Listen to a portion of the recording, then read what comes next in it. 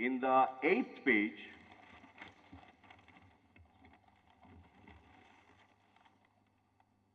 yes, in the 8th page, the editorial, post-editorial, editorial head, religious extremism in Jhelum, and posted, it is minority matters.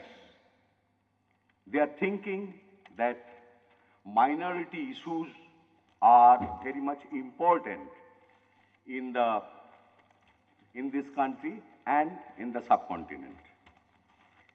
In this pretext, I want to put my few words.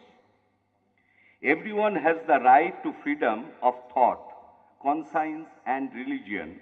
The right includes freedom of change his religion or belief, and freedom either alone or in community with others, and in public or private, to manifest his religion or belief in teaching, practice, worship, and observance. These words I have taken from Article 18 of Universal Declaration of Human Rights.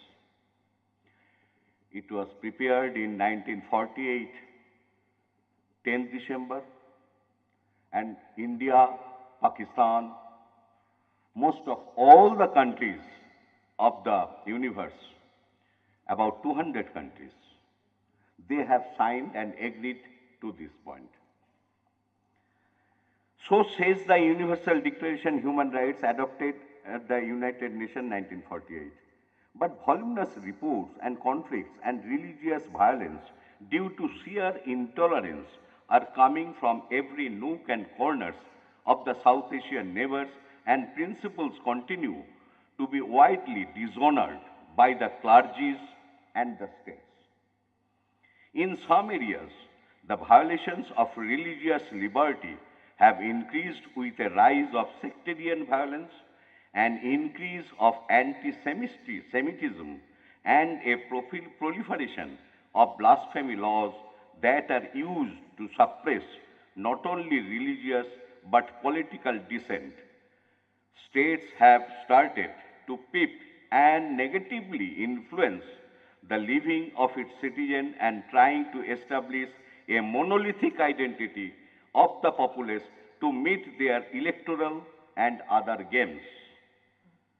The social scientists and academics are forced to coin a new term, political religion, by inserting the names of various organized and institutionalized religions.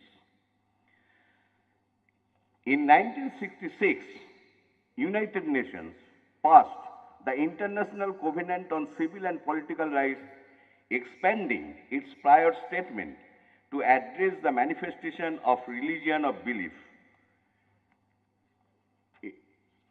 The Article 18 of 1966 documents have only 3 points. 1, freedom of thought, conscience, and religion. Number 2, that one's religion or belief may be subject only to such limitations, ... And 3, state parties undertake to have respect for the liberty.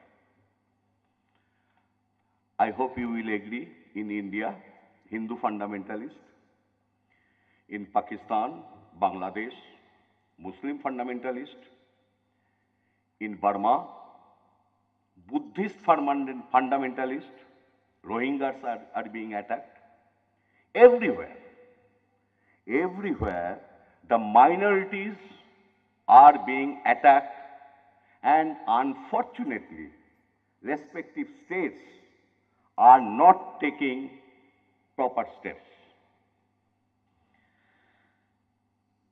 The increasing infringement of the rights of minorities in the countries of South Asia during the last 2 decades has been a matter of considerable concern.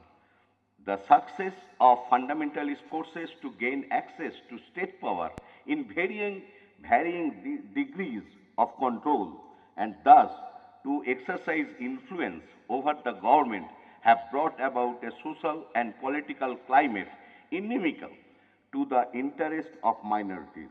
At the same time, liberal support, which is crucial for the well-being of the minorities, had become substantially weaker and uncertain. In fact, the history of minorities in South Asia is a history of increasing discrimination and deprivation and undermining in the process the historical tradition of living together, even if with differences. The experience naturally puts the question about the rights of the minorities and the safeguards necessarily to ensure them by their irrespective of governments. The numerical strength of nation through not a sufficient condition for the constitution of a minority. A group with numerical disadvantage may exist without experiencing itself as a minority, either politically or socially or culturally or linguistically. The constitution of a minority is a primarily contingent upon two factors. First, the self-perception of the group as a minority in relation to other groups in society on the basis of certain experience disadvantages, and second, discriminatory or hostile treatment meted out by the majority. My time is short, so I want to uh, say few things about mainly on India and Pakistan. Whole world are practically looking upon these governments. In South Asian states, minorities are relatively poor. On the reasons for their plight is the indifference and neglect of the state. A good example of this attitude of the state is reflected in the minority share of government employment, which in almost all cases does not match their numerical strength. Today's Dawn, the Metro page, also covers one news that in one of your administrative council, minority seats have not been selected or elected.